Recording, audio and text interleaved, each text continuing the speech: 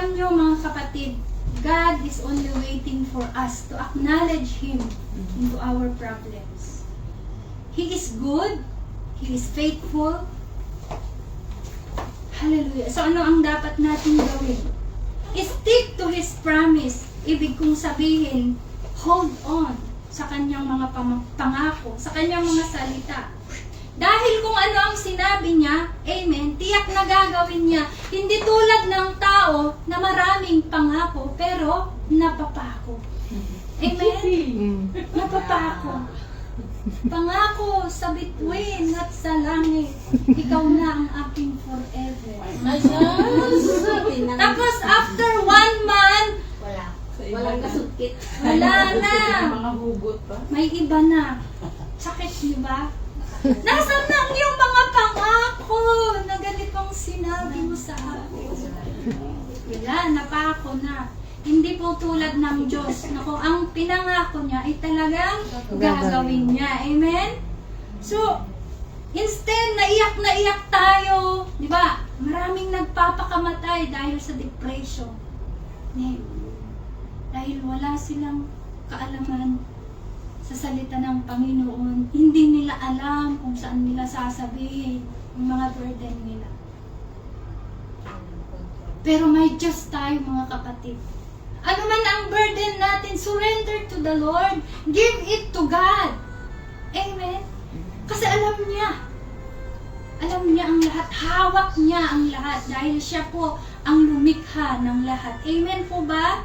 Amen. Kaya instead na iyak tayo, lumubod na lang tayo at mag-pray sa Panginoon. Lord, hindi ko na kaya ito. I surrender it into you, Lord. Alam ko na mahal mo ako at hindi mo ako i-aabandon. Ikaw na po ang bahala. Amen? Amen po ba mga kapatid?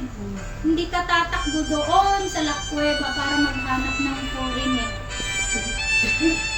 Amen? You're pumunta doon sa dim light. Dim light. One chance. One chance. Tapos may anong tawag doon? May foreigner doon na, ay, miss, you are beautiful. Tapos dahil may problema ko, ay, mahal niya ako to. Sige na nga. Hallelujah. Lalo lang masisira ang ating goal, mga kapatid. Surrender it to God. Go to the light. Hindi tayo tatagpo. Hindi tayo. Hallelujah. Tumakbo sa lalong distraction. Amen? Pero wala pong condemnation, mga kapatid. Nung hindi pa natin alam ang katotohanan, God is full of grace and mercy. Pinapatawad niya tayo. He will not condemn us. Mahal niya tayo. Gaano man tayo taumil. Amen. Lininisan niya tayo sa kanyang banal na dugo. Binago niya tayo. Dinamitan niya tayo ng white clothes na yung damit natin is stain. Puno ng dugo. Puno ng mitsa. Pero tinanggal na lahat ng Panginoon mo. Amen. Anong sabi niya doon sa isang prostitute? Doon sa Matthew ba yun?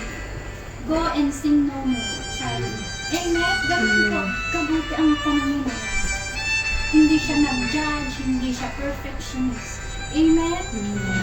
Kaya nga pumunta dito para maging doktor ng mga may sakit spiritually. Amen? Hallelujah.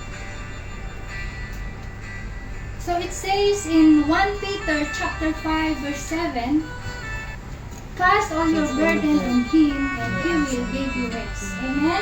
I-cast natin, i-surrender natin sa Kanya at doon po tayo magkakaroon ng kapayapaan.